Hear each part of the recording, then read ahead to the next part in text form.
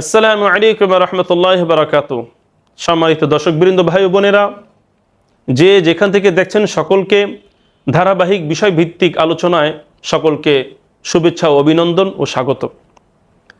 সম্মানিত ভাই ও বোনেরা, আলোচনা চলছিল যে সমস্ত আমলের উসিলায় কাল কিয়ামতের ময়দানে নবীজির শাফাআত অর্জন হবে, সেই আমল সময়ের মধ্যে থেকে তিনটি আলোচনা হয়েছে, তিনটি আমলের কথা আলোচনা হয়েছে। এই ভিডিওর মধ্যে চতুর্থ নম্বর আমলের কথা বলবো। সেটা কি? সেটা হলো শিরক থেকে মুক্ত থাকা। কাল কিয়ামতের ময়দানে নবীজি যাদের জন্য সুপারিশ করবেন, তাদের মধ্যে ওই শ্রেণী মানুষদেরকে আল্লাহ তাআলা সুপারিশ করবেন যারা দুনিয়ার মধ্যে থেকে কোনোদিন আল্লাহর সাথে কাউকে শরিক করেনি। কোনো ব্যক্তি আল্লাহর সাথে কাউকে শরিক করেনি, শিরিক করেনি। শিরিক যারা করেনি তাদেরকে আল্লাহ রাব্বুল আলামিন নবীজির শাফাতের মাধ্যমে জান্নাত দান করে দিবেন। হাদিসের মধ্যে আছে, মুসলিম শরীফের হাদিস 338 নম্বর হাদিস, যারা শিরিক করবে না তাদেরকে কাল কিয়ামতের ময়দানে নবীজি শাফাত করবেন, তাদেরকে সুপারিশ করবেন। নবীজির শাফাতে শিরিক মুক্ত মুমিন মুসলমান, আবার বলছি, শিরিক মুক্ত মুমিন মুসলমান কাল কিয়ামতের ময়দানে নবীজির শাফাতে ধন্য হয়ে জান্নাতে প্রবেশ করবে। আর যারা দুনিয়ার মধ্যে শিরিক করবে, তারা যত বড় দিনদার হোক না কেন, যত বড় মসজিদ মাদ্রাসার প্রতিষ্ঠাতা হোক না কেন, যদি দুনিয়ার মধ্যে শিরিক যারা করে, আবার বলছি, শিরিক যারা করবে, কাল কিয়ামতের ময়দানে কোনোদিন তাদের কপালে নবীজির শাফাত অর্জন হবে না। ভালো করে শুনে রাখবেন। মাজার পূজারী যারা আছেন ভালো করে শুনে রাখেন, পীর পূজারী যারা আছেন ভালো করে শুনে রাখেন, বিভিন্ন দরগাহ দুর্গার যে পূজারী যারা আছেন ভালো করে শুনে রাখেন। আপনি নামাজ পড়েন, সুযোগ পেলে মাজারে সিজদা করেন, আপনি নামাজ পড়েন, আল্লাহর সামনেও সিজদা করেন, আবার আপনার বাবার সামনেও সিজদা করেন।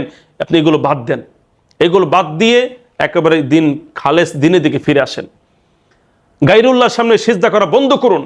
কারণ আপনি যদি নবীজির শাফাত যদি লাভে ইচ্ছুক থাকেন, নবীজির শাফাত যদি পাওয়ার ইচ্ছা থাকেন, আপনি এই শিরক থেকে ফিরে আসেন, মেহেরবানি করে ফিরে আসেন।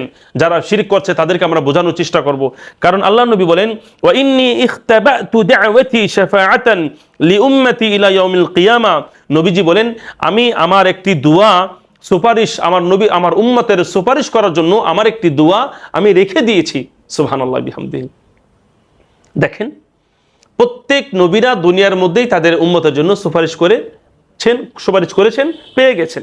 কিন্তু আপনার আমার নবী, আমাদের প্রাণ প্রিয় নবী, তিনি আমাদের জন্য একটি বিশেষ দোয়া, আমার উম্মতের জন্য, অর্থাৎ নবীর উম্মতের জন্য বিশেষ একটি দোয়া বা সুপারিশ তিনি রেখে দিয়েছেন। কাল কিয়ামতের ময়দানে সেটা প্রয়োগ করবেন। নবীজি বলেন, আমি আমার উম্মতের জন্য সুপারিশ করব এমন একটি দোয়া আমি সংরক্ষণ করে রেখেছি, ফাহিয়া না ইলাতুন, আর সেটা অবশ্যই প্রযোজ্য হবে ইনশাআল্লাহ মান মাতা মিন উম্মতি, আমার ওই সমস্ত উম্মতের ক্ষেত্রে প্রযোজ্য হবে, লা ইউশরিকু বিল্লাহি শাইআ, যারা আল্লাহ তাআলার সাথে শিরক করেনি। নবীজি বলছেন, যারা আল্লাহ তাআলার সাথে কাউকে শরিক করে নাই, শিরক যারা করে নাই, শিরক মুক্ত মুমিন যার মুসলমান যে সমস্ত উম্মত আছে, তাদের জন্য কাল কিয়ামতের ময়দানে নবীজি শাফাআত বা সুপারিশ করবেন। আর যেই মুমিন মুসলমান নামধারী যারা শিরক করতেছে, বর্তমান বাংলাদেশে জানেন বিভিন্ন জায়গায় শিরকের কারখানা, শিরকের আড্ডাখানা, শিরকের কোম্পানি প্রতিষ্ঠিত হয়েছে। এখানে যারা মুশরিক আছে, মুশরিক কিন্তু বিধর্মী না, মুসলমানদের মধ্যেই যারা বিভিন্ন জায়গায় গায়রুল্লাহ সিজদা করে, এরাই হলো মুশরিক। আর মুশরিকদের জন্য কোনো ক্ষমা নাই, মুশরিকদের জন্য জান্নাত নাই, মুশরিকদের জন্য নবীদের শাফাত নাই, মুশরিকদের জন্য আরো কত কঠিন পরিস্থিতি রয়েছে। আপনাদেরকে পর্যায়ক্রমে কয়েকটি আয়াত ও হাদিস শোনাই। মুশরিক যারা শিরক করে, মুমিন মুসলমানদের মধ্যে যারা গায়রুল্লাহর সামনে কি করে গায়রুল্লাহর জন্য শিরক করে, অর্থাৎ গায়রুল্লাহর ক্ষেত্রে যারা কি করে, ইবাদত প্রয়োগ করে। আপনারা তো জানেন শিরক কাকে বলে। শিরক মানে হলো আল্লাহ তাআলার সাথে ইবাদতে কাউকে অংশীদার করা। এটাকে আরবিতে বলা হয় শিরক, অর্থাৎ অংশীদার স্থাপন করা আল্লাহ তাআলার জন্য। গায়রুল্লাহকে আল্লাহর সাথে এক জায়গায় জমা করে ইবাদত বাস্তবায়ন করা, অর্থাৎ যে ইবাদত আল্লাহর জন্য করা দরকার, সেই ইবাদতটা বান্দা আল্লাহর জন্য না করে বরং বান্দা অন্য বান্দার জন্য করছে। আর এইটা করার কারণে মূলত তারা মুশরিক হয়েছে। কোরআনের মধ্যে আল্লাহ রাব্বুল আলামিন স্পষ্ট নিষেধ করে দিয়েছেন। ও আল্লাহ তাআলা বলতেছেন ওয়া'বুদুল্লাহ ওয়া লা তুশরিকু বিহি শাইআ, একমাত্র আল্লাহ তাআলার ইবাদত করো, একমাত্র আল্লাহর ইবাদত করো। ওয়া লা তুশরিকু বিহি শাইআ, আল্লাহর সাথে কোনোদিন তোমরা শরীক করবে না, আল্লাহর সাথে তোমরা কোনোদিন শরীক করবে না। আল্লাহ তাআলা বলেন ওমা উমিরু ইল্লা লিয়াবুদুল্লাহ মুখলিসিনা লাহুদ্দিন, একমাত্র ইবাদত করতে হবে আল্লাহ তাআলার জন্য। ইবাদতের কোনো অংশ বিন্দু পরিমাণ গায়রুল্লাহর সামনে সুপর্দ করা যাবে না। টোটাল ইবাদত আল্লাহর জন্য করতে হবে। ইয়াকা না'বুদু ওয়া ইয়াকা নাস্তাঈন, আল্লাহর জন্য ইবাদত করতে হবে, সাহায্য আল্লাহর কাছেই চাইতে হবে। ইবাদত আল্লাহর জন্য করতে হবে, সাহায্য আল্লাহর কাছেই চাইতে হবে। সুতরাং বান্দার ইবাদত করে বান্দার কাছে সাহায্য চাওয়া এটা একেবারে পশুর চাইতেও অধম।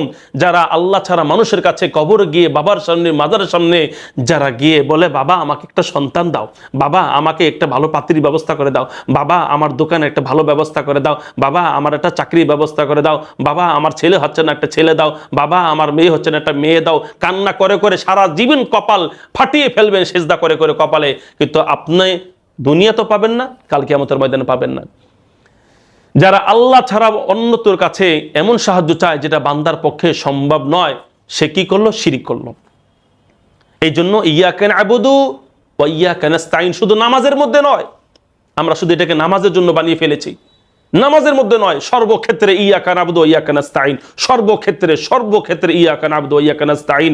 নামাজের মধ্যে বললেন ইয়াকা না'বুদু ওয়া ইয়াকা নাস্তাঈন, আর নামাজের বাহিরেই আপনি চলে গেলেন মাজারের সামনে সিজদা করলেন, তাহলে ইয়াকা না'বুদু তো আল্লাহর জন্য হলো না, ইয়াকা নাস্তাঈন আল্লাহর জন্য হলো না।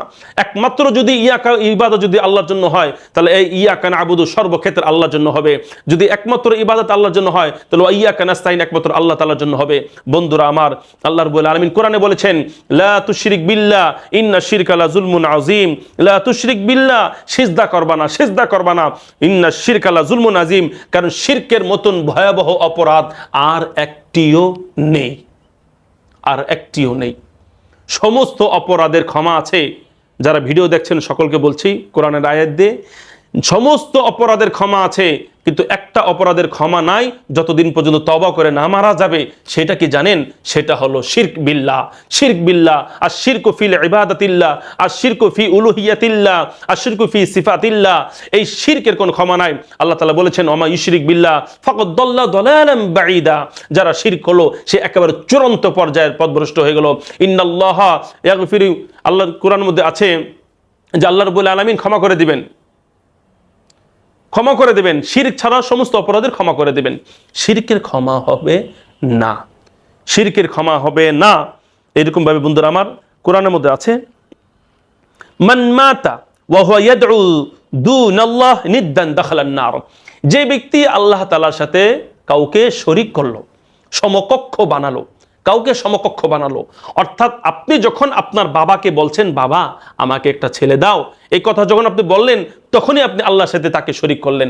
আপনি যখন মাজারে গিয়ে বললেন যে দয়াল তুমি আমাকে একটা মেয়ে দাও, আমাকে একটা ব্যবসা দাও, তখনই আপনি আল্লাহর সাথে কাউকে শরীক করলেন, আপনি অংশীদার করলেন, সমকক্ষ করলেন। কারণ এই সন্তান দেওয়ার মালিক আপনার বাবা নয়, সন্তান দেওয়ার মালিক আল্লাহ। সন্তান দেওয়ার মালিক আপনার দয়াল পীর মুর্শিদ নয়। ব্যবসা বাণিজ্য ঠিক করে দেওয়ার এই দায়িত্ব, বিপদ আপদ মুক্ত করার, রোগ বিধি দূর করার এই দায়িত্ব আপনার পীর সাহেব, আপনার মুর্শিদের নয়, এটা হলো একমাত্র আল্লাহর। এই জন্য আল্লাহর এই কাজটাকে যারা গায়রুল্লাহর ক্ষেত্রে ফিট করবেন, ভালো করে রাখেন, দাখালান নার, সে জাহান্নামে প্রবেশ করবে। আরো স্পষ্ট করে আপনাদেরকে শোনাই, কোরআনের মধ্যে আছে ইন্নাহু মান ইউশরিক বিল্লাহ হারামাল্লাহু ফাকাদ হারামাল্লাহু আলাইহিল জান্নাহ।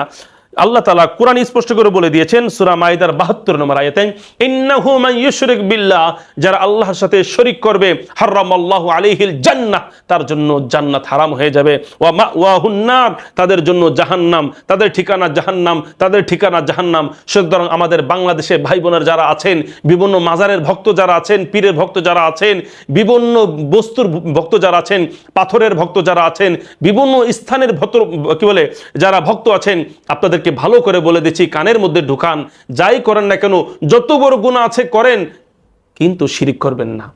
কারণ সমস্ত গুনাহের ক্ষমা আছে, কিন্তু শিরকের কোনো ক্ষমা নেই। আল্লাহ আমাদেরকে হেফাজত করুক। সবচেয়ে বড় কবিরা গুনাহ হলো আশিরকু বিল্লাহ। আল্লাহ নবী সাহাবাদেরকে বলেছেন আলা উনাব্বিউকুম বিআকবারিল কাবাইর, ও আমার সাহাবীরা আমি কি তোমাদেরকে সবচেয়ে বড় কবিরা সম্পর্কে বলবো? কুলনা বালা ইয়া রাসূলুল্লাহ, অবশ্যই বলবেন ইয়া রাসূলুল্লাহ, কেন বলবেন না, অবশ্যই বলবেন।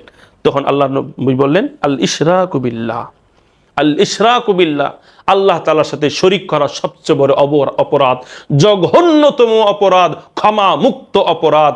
এই ক্ষমা তখনই হবে যখন আপনি ইন্তেকালের আগে এই শিরক অপরাধ থেকে যখন অন্তর দিয়ে একেবারে একনিষ্ঠভাবে খালেজ দিলে আপনি যখন তওবা করবেন, আর আপনার তওবা যদি আল্লাহ কবুল করেন, তবেই আপনি শিরকের এই গুনাহ থেকে, এই ভয়াবহ থেকে, এই আযাব থেকে আপনি মুক্ত হতে পারবেন। আল্লাহ আমাদের সকলকে এই শিরক নামক গুনাহ থেকে বাঁচার তৌফিক দান করুক, আর নবীর শাফাআত অর্জন করে জান্নাতে প্রবেশ করার তৌফিক দান করুক। আমিন আমিন। ওয়া মা তৌফিক ইল্লা বিল্লাহ।